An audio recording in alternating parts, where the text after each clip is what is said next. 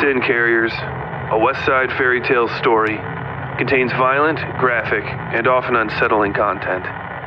Further, it takes place in a period of American history where certain now unacceptable outlooks were commonplace. In the spirit of pulling back the lid on the mythos of the American Wild West, many of these outlooks are espoused by various characters, whether outright or through their internal dialogue. These characters' thoughts and actions are their own, and not those of the author. Listener discretion is advised.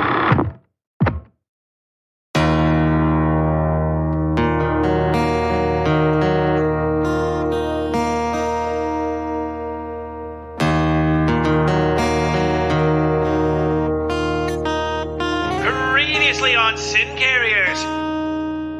Colt convinced Cokely to become an ally of convenience through those two great American mainstays, racism and misogyny. Vasily found not even guests like him were allowed into the forward VIP cars of the train. He also explained his unique armor to Moira and cemented their relationship as friends. Garvey was irritated by Vought dragging him from a violent reverie. Sue and Gato shared a moment where it was clear the tall man knew more about Sue than she would have expected, including the odd cards she was given by the Doomsayer. Tolliver slept fitfully following the ambush, dreaming of the rough childhood treatment he received from his brother, Gulliver. Mr. Vaught informed Tolliver he was expected to dine with a Mr. Belial, who awaits them in the next town. Worried about Belial's intentions, Tolliver ordered Vaught to recruit the pretty, if violent, woman working on the security detail as Moira's undercover bodyguard. We were better introduced to Miskell, Coventry, and Don Bishop, who was rooting for Miskell to pull his own rotten tooth. They and the rest of the drivers soon witnessed Sue give the boot to a rude and deserving Colt Wickless. The fracas is interrupted by another driver, Greg Cutting, preventing any further violence, though it is clear Wickless's grudge has grown perilously deep. Mr. Vaught led Sue to the front of the train where she negotiated a fee for protecting Moira with Tolliver, much to the latter's chagrin. Sue accepts, and Moira is tasked with cleaning the woman and preparing fitting clothing for Belial's reception. Bereft of her clothing, the myriad scars on Sue's body are revealed, and, in turn, so is some of her past. On this episode of Sin Carriers, Elam comes across a curio that reminds him of his painful past. Sue finds herself more comfortable than expected in the clothes she's borrowed from Moira. Vasily takes what he believes is a great personal risk. Vicky tries to make a sale and receives an invitation from an extremely odd man. Gato interrupts a meeting between Wickless and Cokely, and Garvey indulges. What new mysteries await in this odd town in the strange Lord Belial's mansion? Will our travelers be safe separated from each other, or will this distance be their undoing? With more of the wood unloaded, will its draw be lessened on those weak to its influence, or has the damage already been done? You may find the answers to these questions and more on this, the 8th episode of Sin Carriers Town.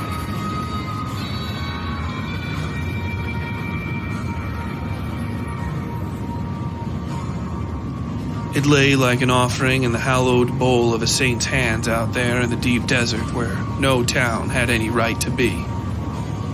People eking out a living on coal, copper, and sheep's milk had built up a town of thousands.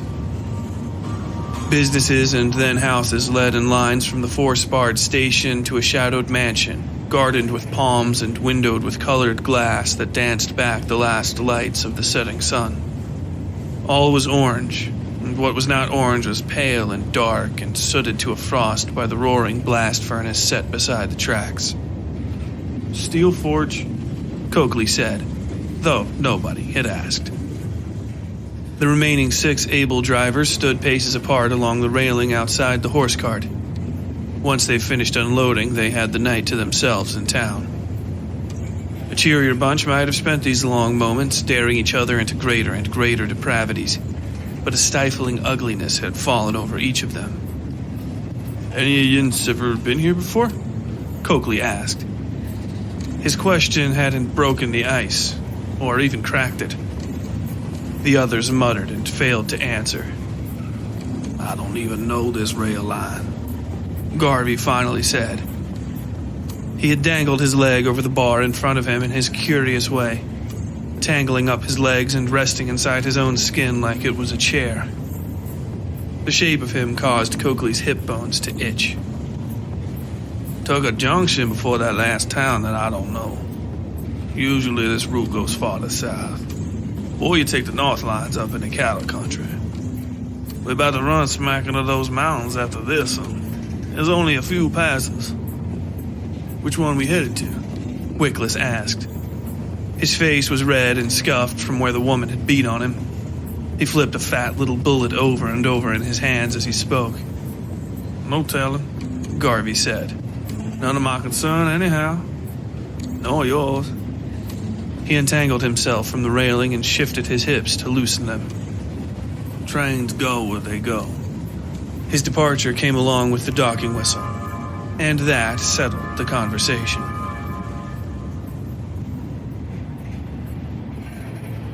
"And is there anything else I might do for you, gentlemen?"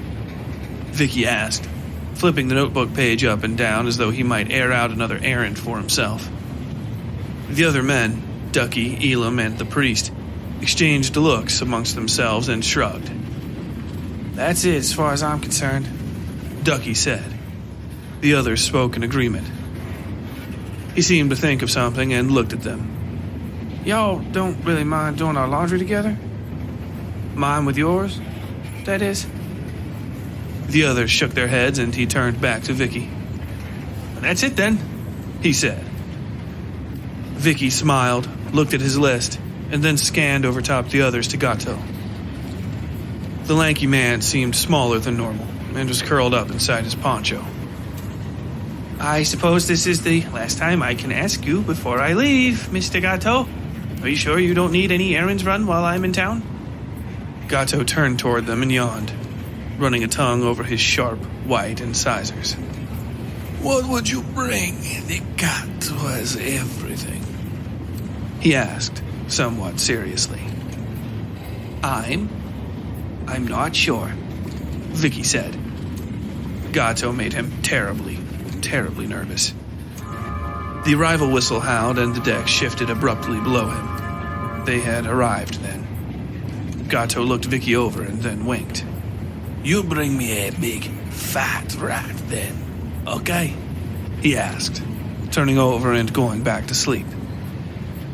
Vicky looked at him for a long second before turning back to the others, smiling and rolling the collective laundry basket over his shoulder. "Well, I'm off then," he said.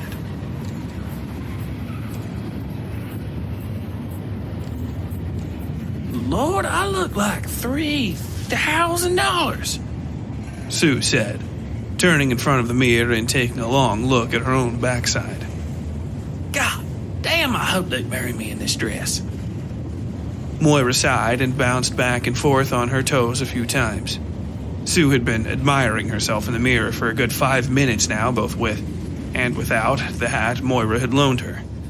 As she watched, Sue picked up her skirts and flipped her hat down in a low bow Moira thought would deposit the woman straight on her face. But her dip rolled into a curve and her posture opened like a flower. Her hat swung low to flutter beside her right calf. "Oh, you just call me Sue, sir," Sue said, affecting a posh southern accent. "You want to find out the rest, you need only stay interesting and available." Some of her normal posture returned and she squared the narrow red hat like a cattle rancher, lowering the front over her nose. Then she turned to Moira and the younger woman couldn't help but match her smile. "You really do look amazing," Moira said. It wasn't a lie in the least. In fact, she was almost jealous of how well Sue wore the borrowed and, until now unworn, dress. It was ostensibly a white dress, though done over with so much red affectation it seemed to grow scarlet. The bust cut a generous square across Sue's chest, where delicate crimson roses lay against her chestnut brown skin. Her skirts fell down to her shins, draping just over the tops of the black, lamb leather boots Moira had loaned her. They were her old riding boots, in fact, which she hadn't worn in years but had packed, just in case, on this trip. The boots really hadn't, fit Moira for some time now. They were only a size too small, but somehow perfect for Sue.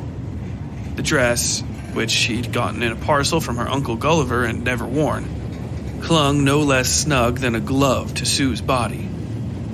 The only thing Moira didn't have to lend was a bustier, as Sue was too small for all of Moira's undergarments. It was fairly surprising, actually, just how small Sue actually was outside of her bulky work clothes. Waifish would maybe be the best word to describe her. She didn't seem to have an ounce of fat to spare, and only came up to Moira's eyes in height, though once Sue opened her mouth, the woman seemed to all but double in size. "Oh, you're too nice," she said. Moira could tell she'd cleaned up her accent a bit once she'd put on the dress, and she wondered if Sue had done so intentionally or not.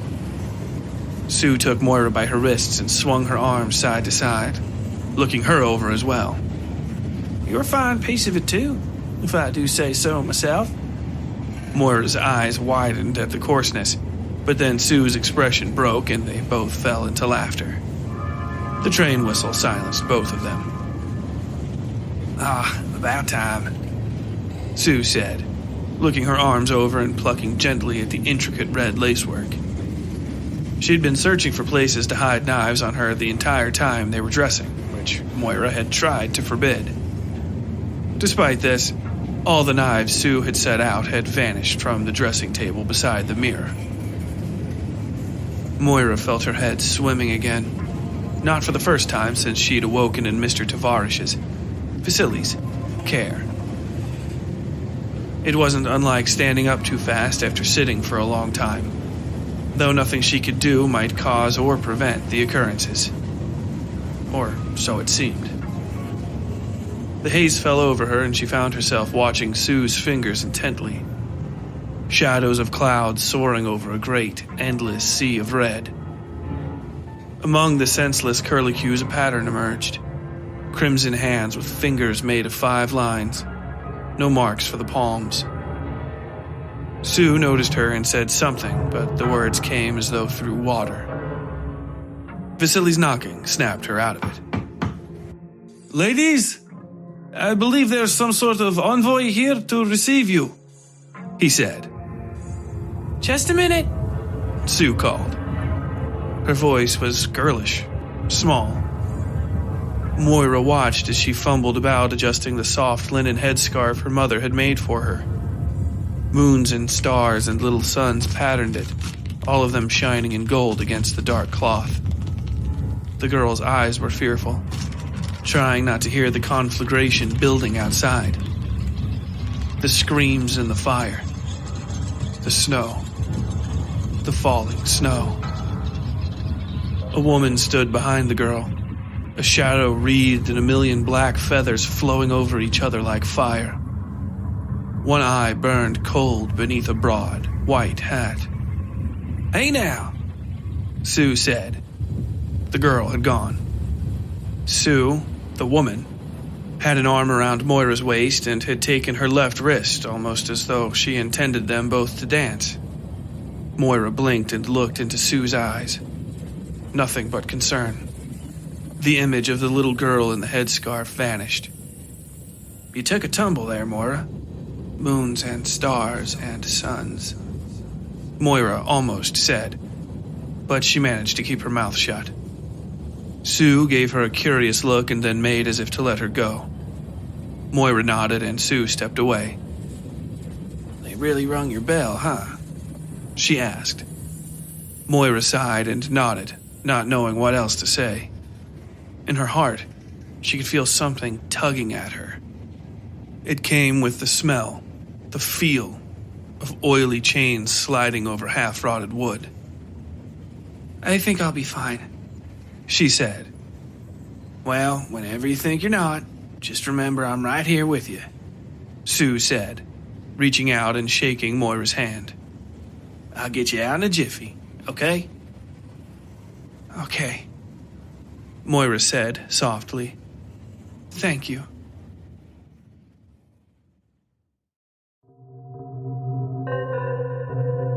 Wow, what a great story. But I have no fucking idea what's going on in it, do you? Maybe it'd be a little easier to understand if I had access to a written version of the show to follow along with and read back through. Maybe even some, I don't know, behind the story information to clear up some of my fucking questions. Oh, wait, right there. Yes, Yeah, it says right there. Join the Westside Fairytales Patreon today and get access to behind the story audio programs and fully laid out chapters of this story, Scars in Time, and most of the Westside Fairytales back catalog for just $5 measly a month. Wow, what a deal. Oh, it even says here you can get special merch packs and signed posters if you give a more generous donation. That means he needs your money, people. This isn't a fucking charity. Okay, go to patreon.com/Westside Fairytales today and subscribe for excellent behind-the-story content and more. That's patreon.com/Westside Fairytales. Link is in the description. And don't forget to watch my show if it's for... come on! I'm not doing this for free. Now back to our story, already in progress.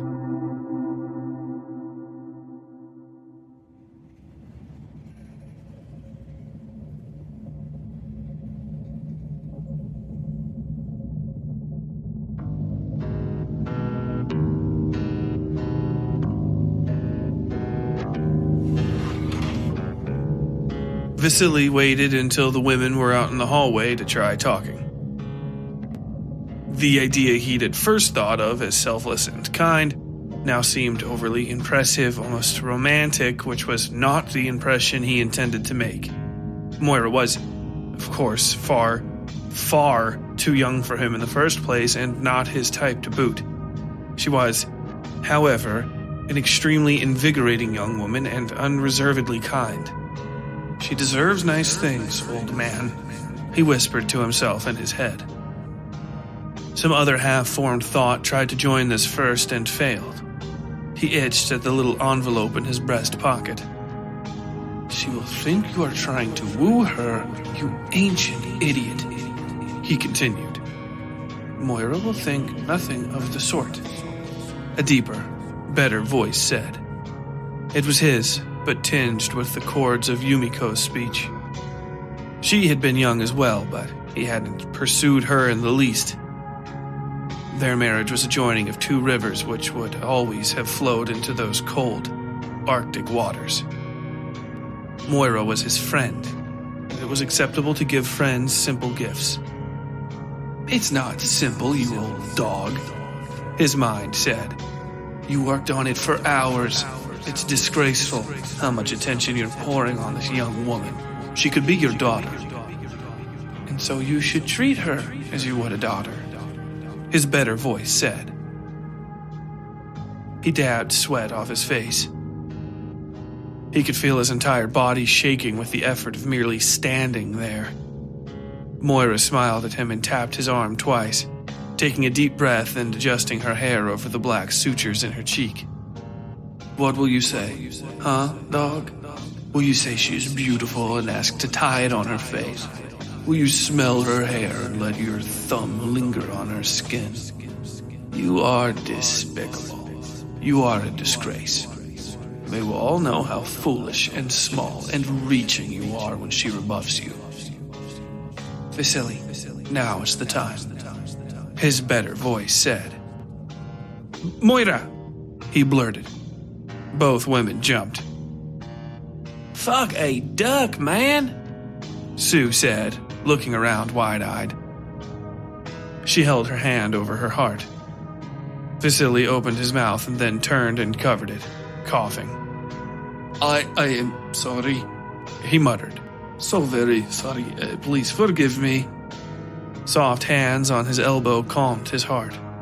They pulled at him, and he breathed and looked at Moira's face. Her smile was soft and kind, a perfect counterpoint to the ugliness on her cheek. He swallowed and tried to catch his breath. She nodded, needing not say anything. "I made you a..." Vasily said, trying to force himself not to stutter or stall. He pulled the trifle from his pocket and handed it to her. She gave the embroidered red spider and the limp white cloth a confused look. "She hates it," the hurtful voice said. It is sweaty and hot with your old man body heat. It probably stinks like you. Stinks like coffee and decades of worthless thoughts. If your father was here, he'd step in to let everybody know how fucking stupid you are. Explain yourself, his better voice said. She'll understand. It's for your face, Vasily said. His fingers shook when he reached for her. Going to drag her into the grave, you corpse. Just breathe. Moira's expression was curious, nothing more, as he unfolded the silk and showed her. Then her eyes widened in understanding and she smiled, handed her hat to Sue, and leaned her head slightly forward. Her hair was soft and light over his fingers. Wonderful.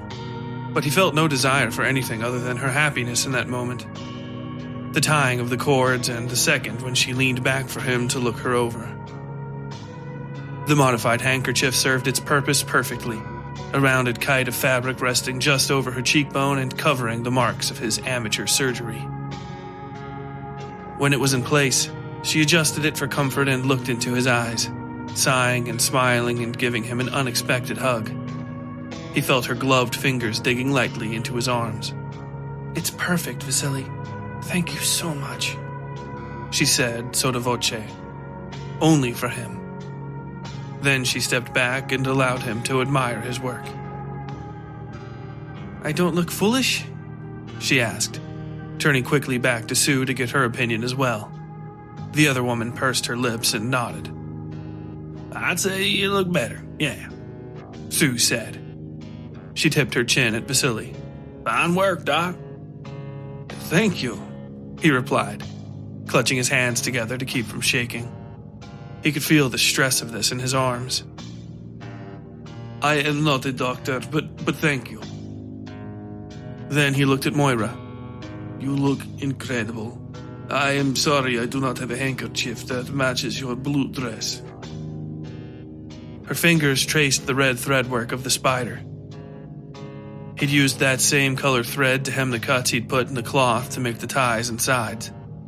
It clashed beautifully with her powder blue dress and her eyes, which were now away from him and Sue as she thought something over. She smiled at nothing, and then at him, popping up on her toes and planting a quick, dry kiss on his cheek before stepping back. I really can't say how much I appreciate it, she said. Vought had appeared down the hall and seemed incensed the women weren't off the train yet. Sue had adopted her more masculine posture again and was talking to the little man with her hands on her hips. Why a spider? Oh, I am sorry, Vasily said. I know most people do not like them, but they are my favorite creature. It is my adopted heraldic sign, I suppose. He spoke, looking at the ground, now too overwhelmed by this endeavor to look into her eyes. His simple nervousness had transcended itself into a lightness about his ears he thought might make him faint. They are Earth's first great engineers. I love them quite dearly. Then I will be happy to wear it, Moira said, taking up his hand and shaking it. He raised his eyes and they shared a smile. Then she was gone.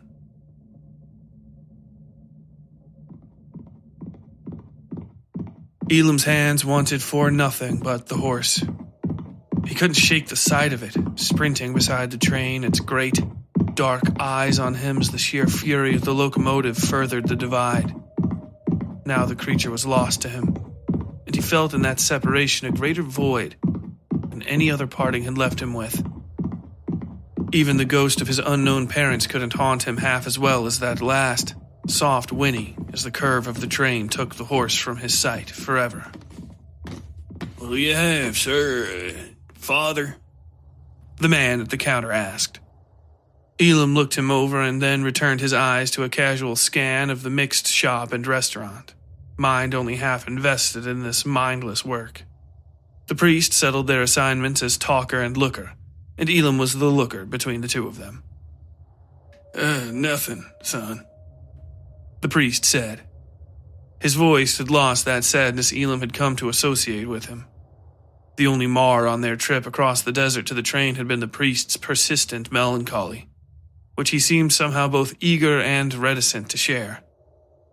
He'd been a maudlin presence amongst the wonder of the horse and the wind and the light sweetness of water scenting the Mojave air. Though, actually, do you brew tea?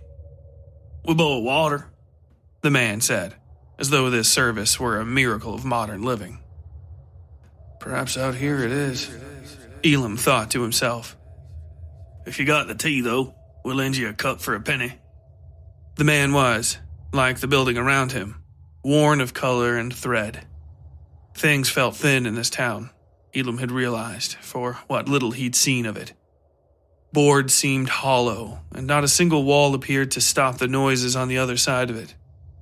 The shopkeeper even looked wan and lanky, a human scarecrow whipped up to mind the shop and ward off intruders.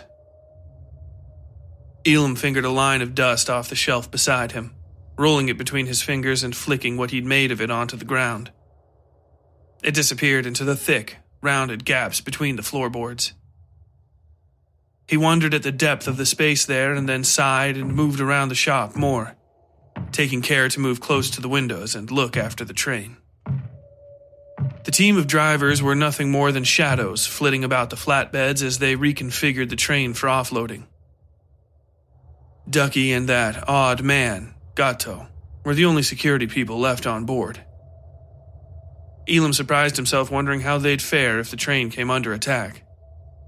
He hadn't expected to become so engrossed in this job, but just days after taking it, he now felt oddly at home in this lifestyle.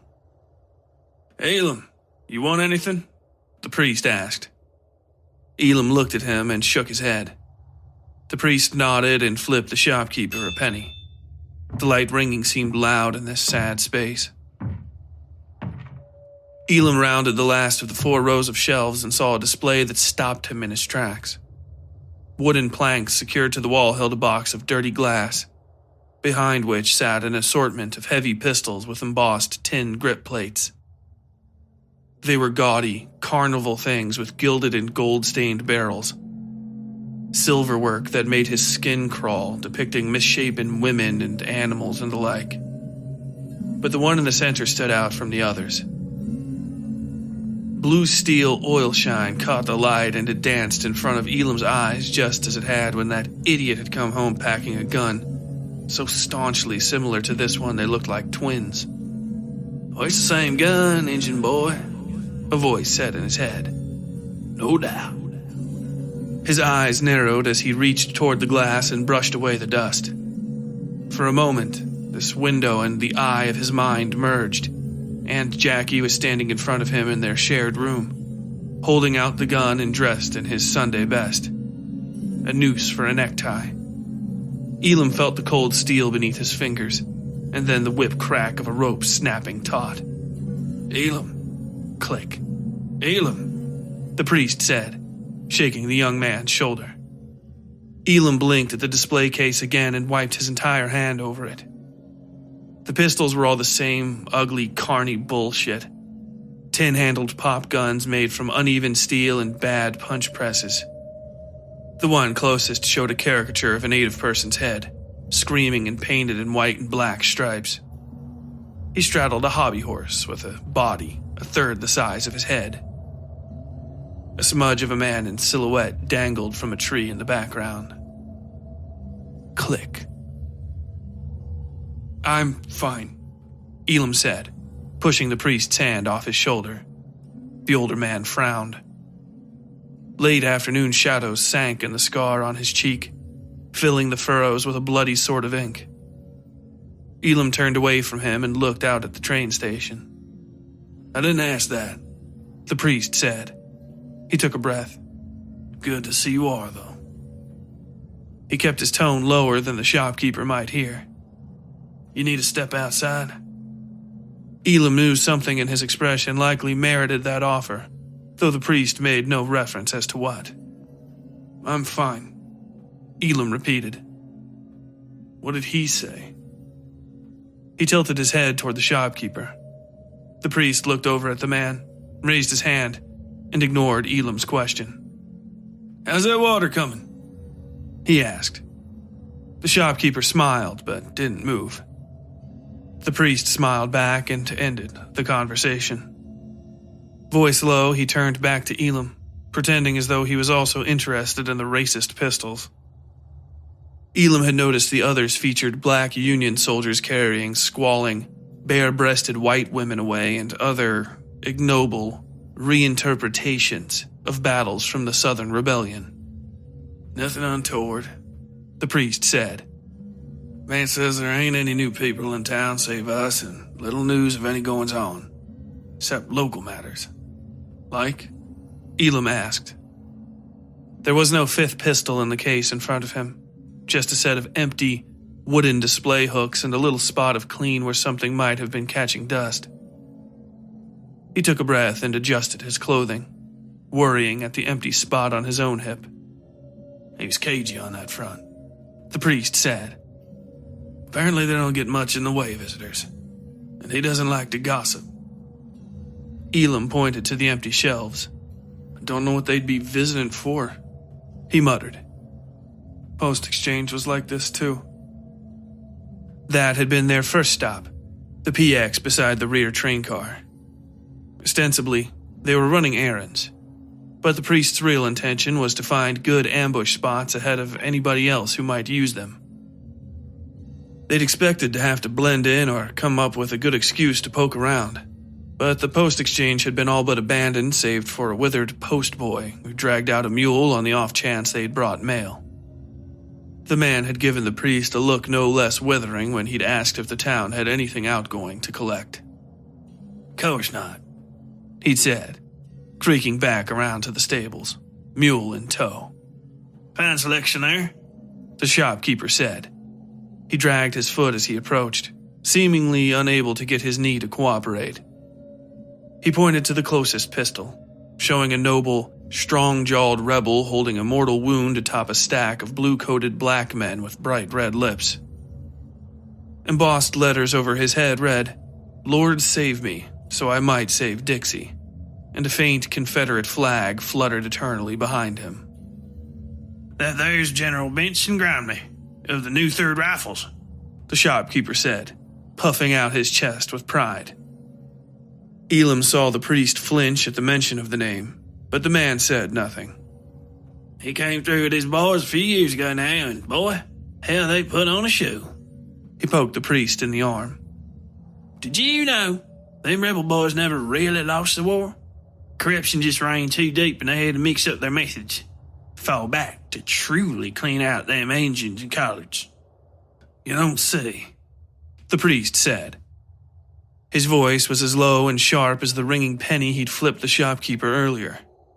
Still more, Elam could almost feel the priest flipping about inside himself, deciding on whether or not to come up heads. Yes, sir, the shopkeeper said. Just before his lordship came in, well, the general did put on one hell of a show. Got all the boys and men out, showed us how his 3rd Rifles rode and shot them godless heathens out the hills up in Montana. The priest whipped around toward the shopkeeper so suddenly Elam thought he'd stabbed the man for how quiet he got. You don't say, the priest said. Elam could see only his back as the man advanced on the shopkeeper. His boots hummed through the meatless floorboards. Well, the man started. Elam saw the priest's head shaking in a tidy rhythm. No, you don't say, the priest repeated himself. The shopkeeper, as cowed as he was confused, nodded and glanced at Elam, who merely stared at him. Let's go. Elam looked from the priest to the shocked face of the shopkeeper, shrugged, and left. Hey there, folks. If you're like me, then you love a scary story. But why settle for bargain bin big box store blandness when you can get piping hot homemade horror delivered directly to your home? Support the Westside Fairytales today on Patreon, and you can get episodes like this one ad-free, as well as access to merch, ebooks, and other amazing deals.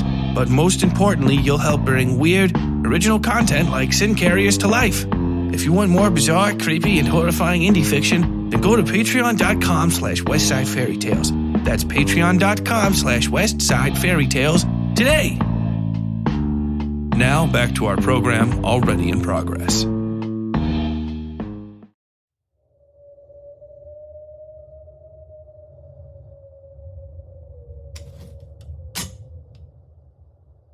Well, if you are writing out all those receipts by hand, ma'am, then those busy fingers aren't at work making money for you, Vicky said, smiling and helping himself to another of the woman's apples. She gave him a tired, washed-out smile and tilted her head to shout orders at the gaggle of young women running the back of the laundry. Any other time, Vicky would demur and let her out of this uncomfortable situation. He would, in fact, relish the opportunity to shrink and cuddle up with this apple on one of the corner stools. However, Vicky was a goddamn salesman, a good one at that, and this was a sale. You see, how fast do you think you wrote out that order ticket? He asked the woman for the second time. She'd tried to change the subject, but he hadn't let it go. A few seconds, sir, she responded, casting a baleful look back to the working women. It wasn't hard to see that they were all much younger than her, and quite pretty to the number. The woman looked as though she'd been given her own treatment too many times over the decades. That is, washed and wrung out until all the color had gone out of her. Vicky sure wasn't helping in that department, but concern for an old woman's looks wasn't his job. Exactly 29 seconds. Vicky said, ticking out a clock with the tapping tips of his fingers on the tabletop between them. Every 10th tock, he rolled his fingers back and forth in an eighth-note arpeggio, up and down. He could almost feel the hair raising on the back of her neck. He pointed at her with his free hand, continuing the rhythm without a hiccup. The Blackwell automatic typewriter reduces the time of any piece of writing by up to 400%. That's all the way down and then some, ma'am. He grinned and tapped the tabletop twice, intentionally arrhythmically, which kept her from slipping his little net. Beside him, the Blackwell sat tidy and dark in its carry case, polished up beforehand for just such an occasion. The price card sat back-facing between the second row of keys, a tidy bit of cardstock he'd written up himself that served as the grand finale to these pitches. I don't mind, she said. What is it? Is it really that fast? Vicky gave her his home-stretch smile, a rakish number he'd put together looking at pictures in magazines. It always felt too big, but looked just right in the mirror. Really, it felt like his eyes were going to pop out, but the only thing that mattered was the close. He plucked the price card from between the keys and set it face down on the table. The drumming had ceased. Neither of them could place when. Go ahead and try for yourself, he said.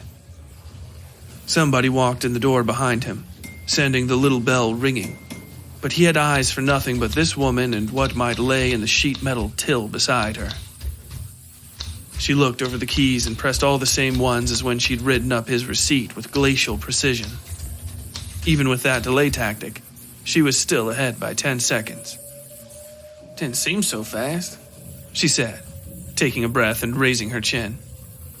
He gave her that same grin, raised a quiet finger between them, and then pulled the paper free. Her dissatisfaction vanished into incredulity when he split the paper into 3 copies like a magician. The different sheets all showed the same neat, precise readout. Lord in heaven, how's that? Blackwell transfer paper, ma'am, he said, which we will give away for free with any order of a Blackwell automatic typewriter.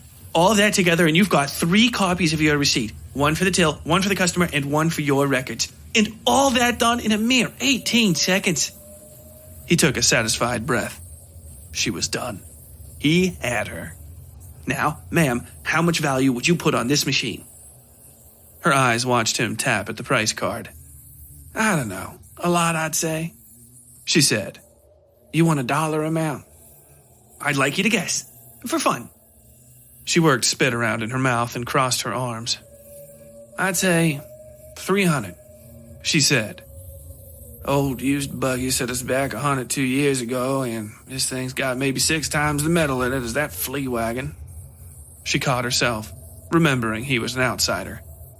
That's an expression, sir. We don't have no fleas here. Yes, ma'am, Vicky said. Well, I'm afraid to say you're way off the mark. She sighed and nodded to herself. He flipped the card over. The Blackwell automatic typewriter can be yours today for just $100, he said. The woman took a breath and crossed her arms. Somebody was vying for attention behind them, but both the woman and Vicky ignored them. Business was being done, and this was American soil. All else could wait. How's it that low? She said. What's wrong with it? Nothing, and that's the point, Vicky said.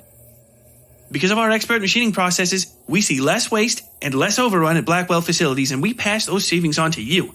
Our competitors build their devices in bathtubs, ma'am, but we use state-of-the-art industrial machinery to put the technology of tomorrow in the hands of working-class people today, and that means hard-working Americans like yourself, ma'am. Americans, the woman muttered. She gave Vicky a look. I look American to you? You look like a woman with an eye for a dollar and a passion for not wasting time, Vicky said without missing a beat. Well, we ain't got that much on hand, she said, sighing. But if you got till Monday, we'll get into the bank and maybe figure it out. I can do you one better, Vicky said, slipping a stack of forms out from behind the typewriter. In fact, if you put just down $50 today, we've got a fair and equitable payment plan that'll let you own this machine like you've been saving up for it for decades. Payment plan? The woman asked, giving him a look. You talking usury? No, he replied, waving his hands. It's all above board. As a representative of Blackwell Technologies, I'm also a licensed broker of certain lines of credit. You have a thriving business, as I can see. They both looked around at that, and though neither seemed to quite believe it, he continued. You merely telegram your monthly payments through your local post office, and, in the unfortunate incident where you can't pay, a Blackwell collection agent will pop out here to check on you and see how we can help you make good. Was all the woman said for a long while. But 3 more minutes and he had her signature at the bottom of the stack and $50 in his pocket. He counted each greenback in a flash and vanished them as cleanly as he'd taken them. So, she said, when's this order going through? Are you going to run out to your train and bring one back? Because that's a lot of money, and I'd be more comfortable sending one of my boys with you to, well, help you carry it is a nice way of putting it. No, ma'am, Vicky said with a smile, shifting the typewriter in front of her. This machine is yours to take off my hands right now. He pointed to the different compartments of the case. You'll have all you need to work the machine right here, including 100 sheets of the Blackwell transfer paper, a replacement ink ribbon. You'll be surprised how long you can use this thing until you need to replace that, and our introductory typing guide. I suggest you put one of your kids or other workers to learning to type as well. If you don't mind that intrusion, it can be very convenient to have them use the typewriter for you. He chuckled and winked. Taking dictation from my boss is how I learned to type so good. Say again? She asked, and he cleared his throat. Well, Vicky started. Now that he was past the close, he could feel the world getting smaller. The person behind him felt terribly insistent. He stuck his fingers into his pocket to keep them from tapping irregular nonsense on the tabletop between them. It's, well, just convenient to have a second typist around it. In any case, that typing manual serves as a catalog where you can order replenishments for any Blackwell product. Just tear off the sheets in the back, fill them out, and mail them in. Or type them. He laughed, and she gave him a look like she was about to ask for a refund. You idiot. Well, I can't thank you enough for your time, ma'am, Vicky said, dropping his hat on his head and giving it a tip. I'll be in town until tomorrow, I think. So just come find me if you need any help, okay? Alrighty, the woman said, looking over her new typewriter and trying to figure out where she'd keep the thing. Alrighty, good night. Good nighty, alrighty, Vicky said, almost sputtering when he tried to keep the words down. He felt his face go hot when the woman gave him a quizzical look and just spun to leave, hoping she'd think it was some idiotic city saying. Idiotic idiot. Mr. Victor Milanese? A man asked as he turned. This person was built like a city lamppost and stood nearly tall as one. Vicky shouted and stumbled backward. Lord, for goodness Christ, he mumbled in a hoarse whisper. Can I help you? He looked up at the man, still riding high enough on the sail to try glaring at him. It was pointless. The man didn't really seem to be looking at Vicky. His face was taut and thin, pulled back to the sides of the skull from the promontory of a long, pinched nose. Eyes bulged from that misabused tissue in two directions. Sclera yellowed and shot through with veins. The irises were a cool shade of purple Vicky would have found pretty unliterally any other creature. Our town benefactor, Lord Belial, has heard you're going about doing sales of some unique equipment. The man continued. He wore a tight, white suit with heavy stitching and high, angular lapels. There was a crookedness to the man that Vicky couldn't quite fully blame on bad posture and worse tailoring. Is that, illegal here or something? Vicky asked. Mr. Blackwell. Amon Blackwell? The man asked, his voice tumbling through the syllables. Yes, Vicky said, taking a breath. He was fine. He didn't need to recite anything. He'd gotten a fucking sail, in this podunk flea ball, and he wasn't going to let this knock him off his stride. Still, given the trip so far, he had to admit coming out with just a basic typewriter case, assuming he'd be safe, was a bad idea. The special case was fully warranted out here, what with the Pinkertons and everything else, though he always felt nervous carrying it.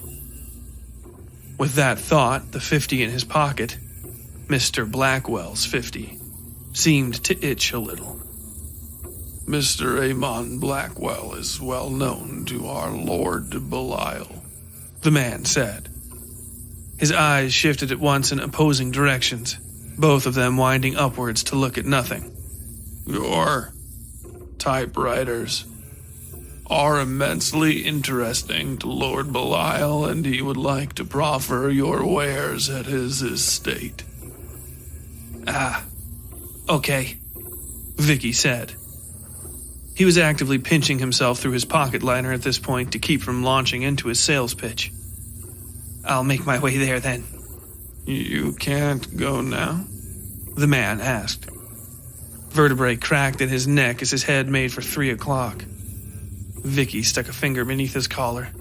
It was certainly time to go back and get the appropriate case from the train. No typewriter, was all he managed to say.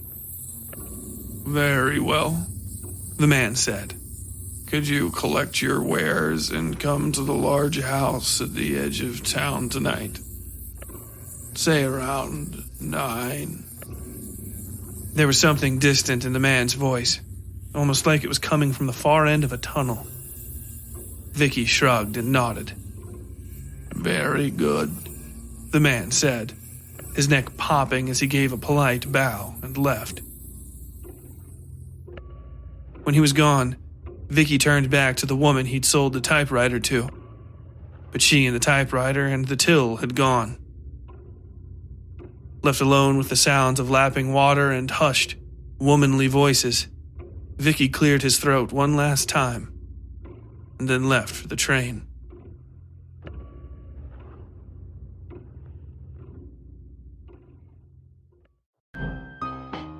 All right, I'll read it, goddammit. Are you a fan of the Westside Fairytales podcast and my story, Sin Carriers? Then take a second right now, pause this episode, and take a second to like it, comment on it, or share it on your favorite social media sites. This year, we're trying to grow the Westside Fairytales like never before, and we need your help to do it.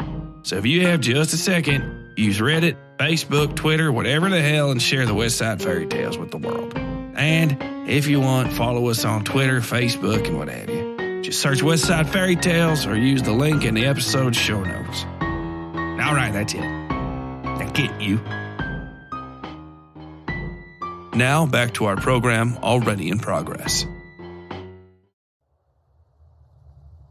Wickless smeared dirt across his face and damn near screamed when he felt the sweet, sour grit of oil and castor grease cross his lips. He spat and dug out a clean bit of shirt, watching the hoity-toity parade of dresses and suits leaving the front parts of the train. He almost didn't recognize the little she-bitch amongst their number. Gussied up as she was, any unsuspecting man might be deceived into thinking she was the harmless, decent sort women ought to be. "We should sneak up front while those ones are gone," he said in a low voice, tilting his head toward Cokely for the man's benefit. The couplings between the cars squalled and clapped as Cokely finished tightening the rejoiner. He fitted the 2 thick lines of chain in place and shook his head, sweating worse even than Wickless and looking up the line at nothing in particular. "How old's this fucking hoss anyhow?" he mumbled. "Fucking turnbuckle piece of shit." He tossed the bar he'd used to tighten the coupling, and Wickless watched it bounce around the ground. A fine thought crossed his mind, heating up that bit of steel and burning the cross-dressing cunt between her legs. He smiled to himself and picked it up, reared back, and smacked a small stone out into the desert with it. "You hear me? What I said?" he asked, looking back at Cokely. The man had slumped against one of the wheels and was dabbing at his face with the filthy hem of his shirt. Behind him, on the next spar, a team of their horses dragged the wagons they'd offloaded toward a warehouse. Wickless smacked another stone, and Cokely flinched and looked at him. "Yeah, I heard. Stop that. It's fucking ear-splitting," he said, jamming a grease-blackened finger in his ear. Wickless smiled at him and hit another one, causing the man to flinch. "Fine, yeah, no, I ain't doing that. We ought not go up there and poke around." "Why not? Ain't like we'll steal nothing. Just look around some." "Yeah, okay," Cokely said. Wickless smacked another rock and the man stood, rolling his shoulders and holding out his hand. "Give me that, or I'm leaving you to do the last coupling on your own." Wickless set the bar against his hip and chuckled, reaching into his jacket for a smoke. He lit one and handed the pack to Cokely, who thought about it and then waved them away. Wickless shrugged and picked up the bar. "What are you worried about?" he asked, looking over the length of metal. He liked the thought of that bitch crying on the ground underneath him. Squished like the bug she was, maybe she'd learned some goddamn respect. If she'd been any sort of specimen, those sorry-ass kicks she'd given him might have left more than a few nasty red marks. Still, the injury was all he could think about. "You gonna get smacked around by them back-enders?" Cokely sniffed and looked away. "You're always on that shit," he said, trying to get me worked up over nothing. "Nothing?" Wickless spat, turning and pointing a cigarette at Cokely. "That woman kicked me like a dog over nothing." He moved the cherry to his cheek. "Look at this."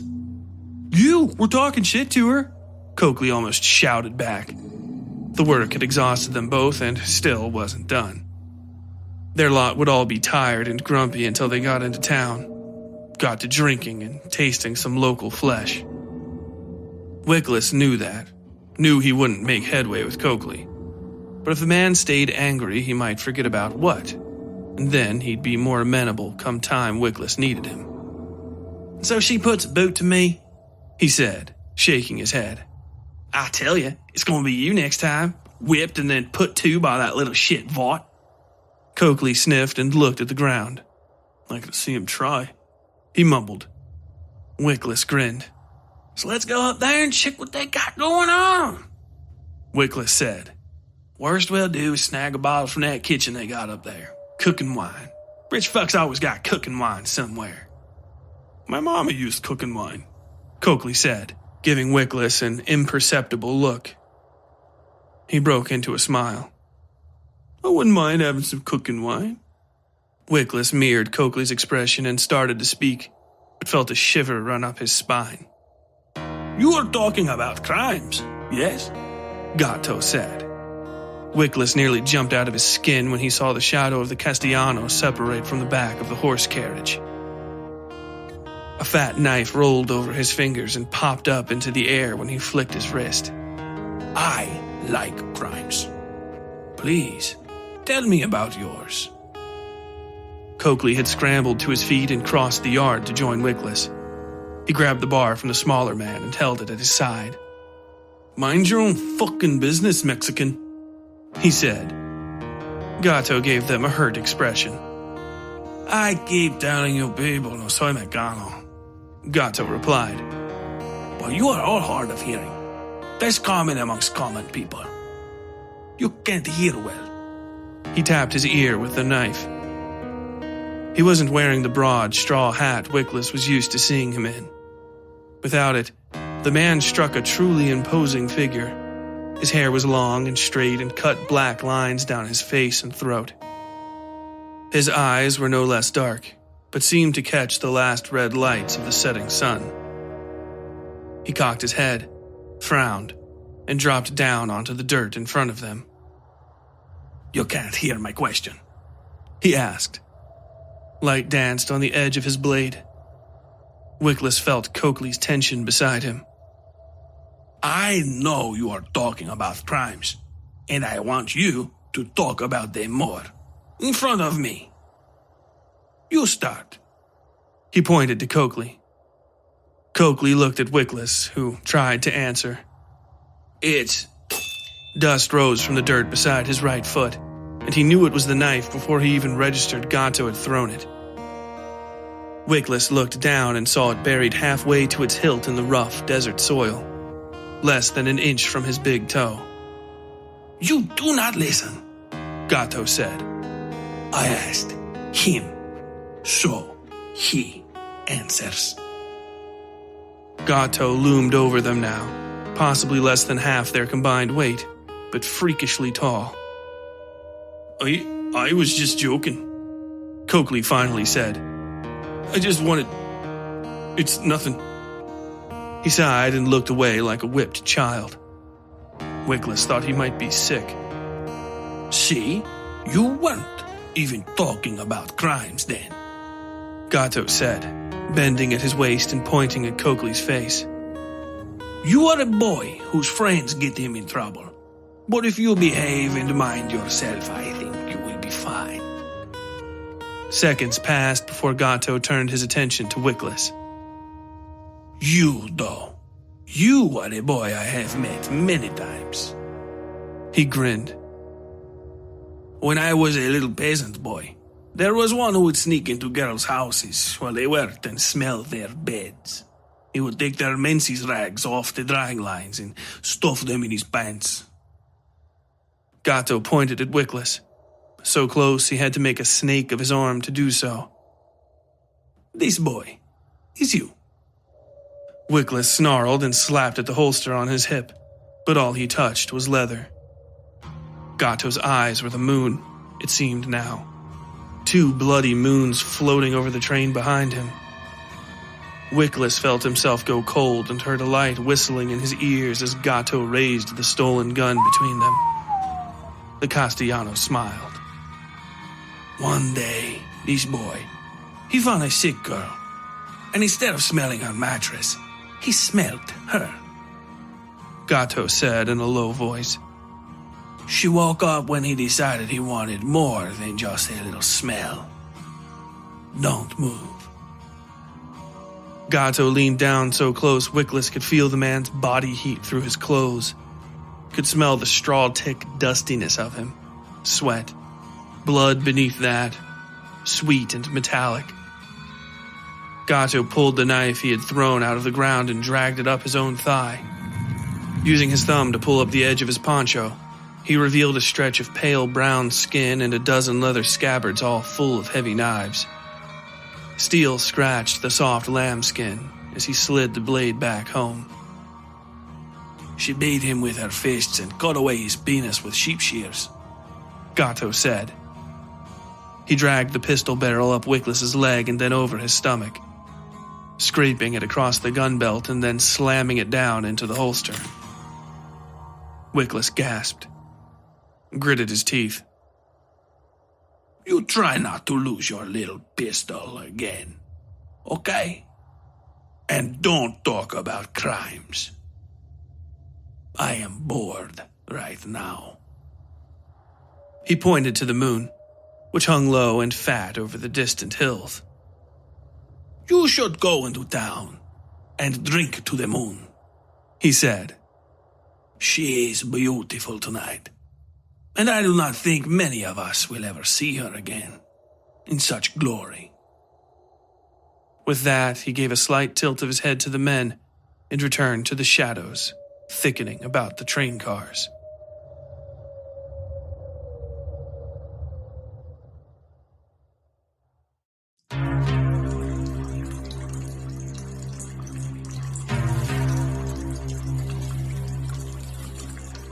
Bubbles flecked the glass and the liquid inside, warping the water-whipped kerosene shadows that fell across his hand in the soft table wood.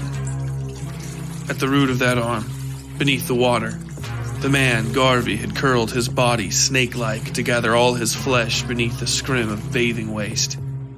It eddied about his face, just below the eyes and around his arm. He felt the rough echoes of the dragging glass as he slid it off the table. His tongue slid out and guided the rim to his lips. Garvey wanted, only the muted rumble of water in his ears here in this bath. Iceless whiskey burned his throat, and he let the emptied glass sink into the water with him, up to his eyes, further. His irises were black dots lost amongst the scrim of filth and oily gray suds. The meridian between this world and his airless paradise. The washerwoman opened the door, which he felt in the base of the tub, and he rose from the water. Only the steady dripping from his body let her know he was there. She screamed when she saw him and tripped into the door. He smiled. "Lord," she said. "I knocked, sir, and then I didn't see you."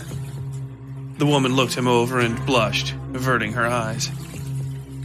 Garvey took the last pitcher from beside the basin and poured it over himself. Heat drew away the scrim of grease and made him feel truly naked. "I'll excuse myself." The woman tried to dart out the door. "Hey now," Garvey said, voice loud enough to make the woman jump. "Bring me that towel there first." He pointed to what he wanted even though she wouldn't look at him.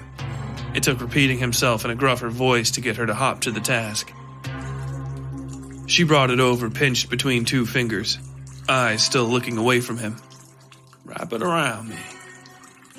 "Sir," she pleaded. Wait, I'm not that sort of woman." Her arm shook. "I could sit at one of the other girls if that's what you want." "Just do it how I said," Garvey said, not even looking at her. A few seconds later, he could feel errant strands of her hair brushing his flank as she obeyed. "That's well done." "Excuse me, sir," she said, rushing toward the door. "Where do you think you're going?" He almost shouted after her, but she'd slammed the door shut and was stomping off down the hall. Close, but no cigar. Warm dampness lingered in the fresh clothes she'd brought him. His own threads, sure enough, but so clean now they looked different. Garvey relished the wetness of the cloth against his skin. Thought of his mother laying twisted in old bed sheets in defilement. Beneath the greater noises of the inn, he thought he could hear those old, mournful swamp birds singing dirges to her. Merely a dream. He went downstairs. The other drivers drank and gambled amongst themselves, the sparse crowd of older men in the bar giving every loudness a sideways glance. Wickless made the most noise, because of course he did, holding court and doing his best to excite the others. Words just shy of outright racism and little biblical excuses peppered his endless nattering. Garvey felt a touch of respect for Wickless's methods, if not the man. He'd always found religion made fine seed for deception, and often bore the fattest fruits in his own exploits.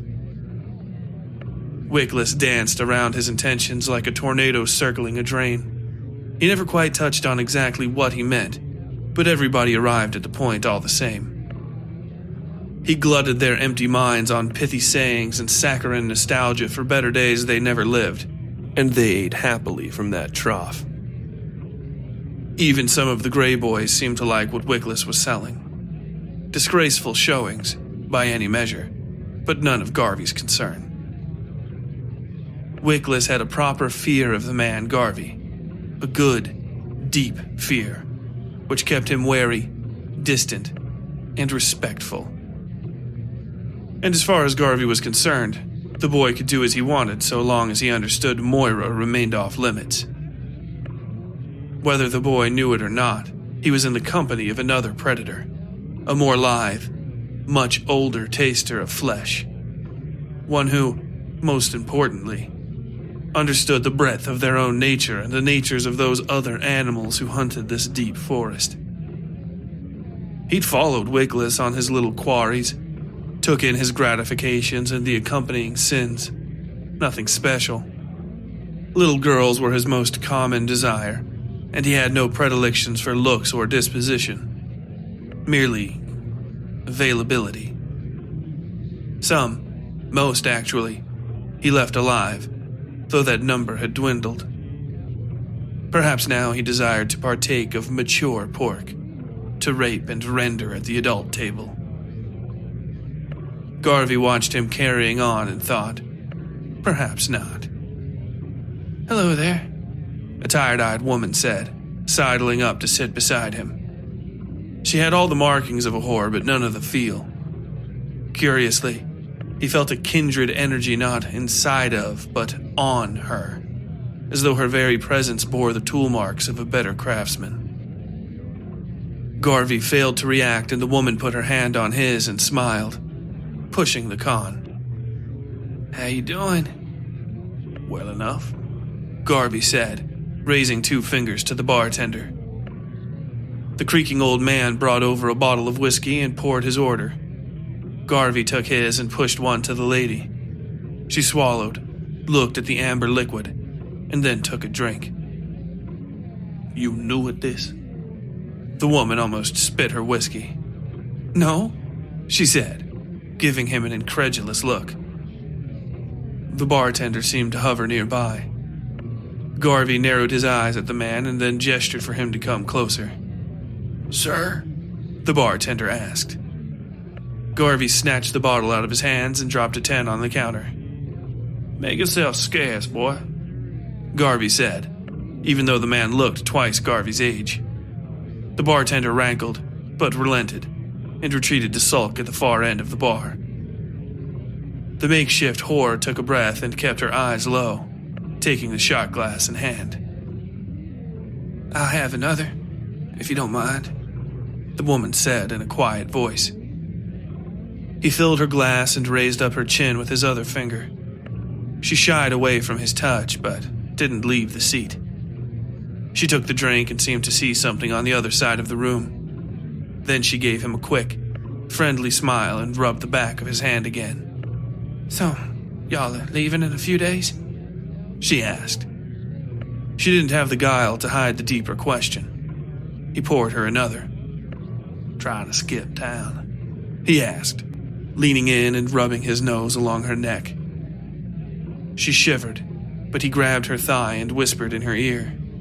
If somebody's watching you, you'd better play along.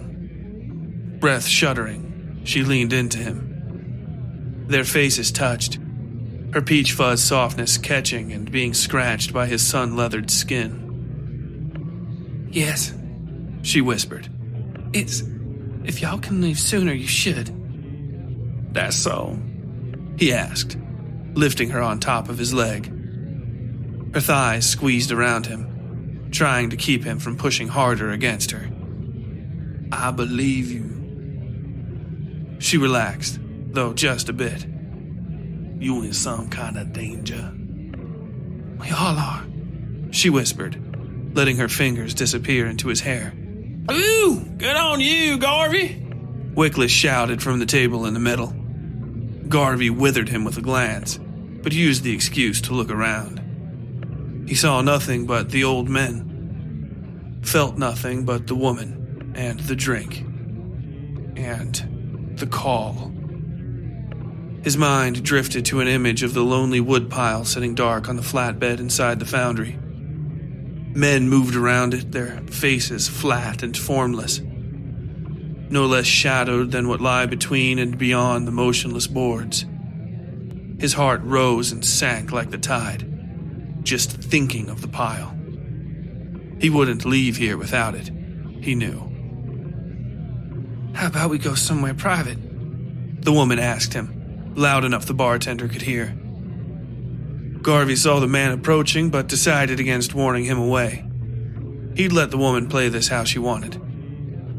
He said nothing, but nodded to her, and she turned to the bartender with a finger in the air. The man brought a key and set it silently on the bar. Where are we going? Garvey asked with a wry smile. The woman hesitated and then gave him a small kiss on the lips. The display seemed to soothe the bartender's concern, and the old man turned his attention back to Wickless and the other idiots. All the bar's other customers seemed to be focused on them as well. Garvey felt a trill of excitement run through his body. Just follow me, the woman said, leading him into a hallway behind the bar full of doors to individual rooms. She unlocked one, looked around inside, and then quickly shut and relocked it. Garvey pursed his lips, but followed all the same as she walked through another hallway and down a set of stairs into a dusty cellar. Tools of many shapes and purposes dangled with chains, hooks, and ropes in the ceiling rafters. Beyond these rusted hangings, he could see the light and dust falling through the floorboards where Wickless and the crew were sitting. Wonderful, Garvey said to himself. What's that? The woman asked. When she turned around, Garvey was folding his shirt over the back of a crudely made rocking chair. She swallowed and smoothed her skirts, looking around the basement. Her outfit was trashy pink and black lace with skirts cut a hand's breadth above the knee. So why'd you bring me down here? Garvey said, boxing her in against a pillar. She took a breath and gave him a direct look. To talk, she said. Regret and desperation jockeyed against each other in her expression. To negotiate, Garvey said. Resignation won out and she pinched at her clothes. You went out on the train with me, right? Yes, she said. Yes, sir, he replied, taking her chin in hand. Don't fire me now. She obeyed him, though he could feel her body shaking like a caught rabbit, which is how he wanted her. But there was a first tonight. After so many decades of nights like these, he could smell her fear. It was acrid and enticing, promising, like paper on a boxed-up present. You say, sir, and ask me a favor. Please, sir, will you take me? He stabbed her in the liver, just beneath the rib cage, pulling the knife free and watching her face go through every realization. The strike had been perfect. She could barely take a breath and, in a second, was falling to the floor. What did you? She asked, barely able to speak. It seemed the thought of screaming for help never crossed her mind, but that wasn't his concern. Garvey caught her and laid her out, cutting away her clothes in a way that scored the flesh of her torso.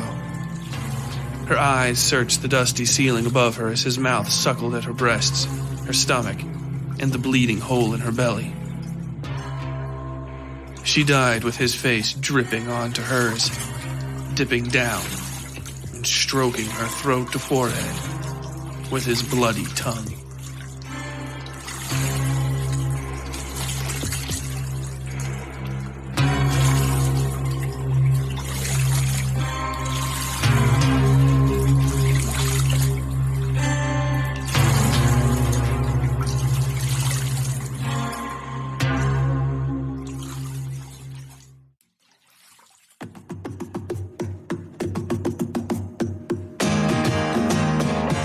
Garvey's true nature revealed. As our travelers delve deeper into this town, they'll find they can no longer ignore what motivated them to flee the West in the first place. Like a rainstorm in the desert, sudden and unexpected, they may be washed away by their own pasts. Next time on Sin Carriers, Tulliver dreams darkly of his hidden desires and ends up embarrassing himself in the process. The enigmatic Lord Belial makes his appearance and his introductions, leading Sue, Vasily, Tulliver, and Moira into his bizarre mansion.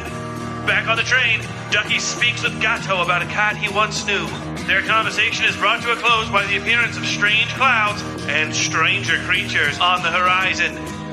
In Belial's home, Vasily soon finds himself lost in both the queerness of the structure and the memories of his past. In town, 4 members of the driving crew find the locals much less welcoming as the night goes on. And, in the desert, a rider approaches. What are Lord Belial's plans for our travelers, and what greater dangers might his town hold? Are they worse than what's steadily approaching from the desert? Or is the most deadly thing stewing in a mess of its own making in a dark and lonely basement? You may find the answers to these questions and more in episode 9 of Sin Carriers Party. And until next time, as always, stay safe out there. The Westside Fairytales is written, scored, and produced by Tyler Bell in Louisville, Kentucky. Audio processing, mastering, and original Foley provided by WSF Productions, LLC. Episode art by Yui Breedlove. All content herein copyright 2022, WSF Productions, LLC.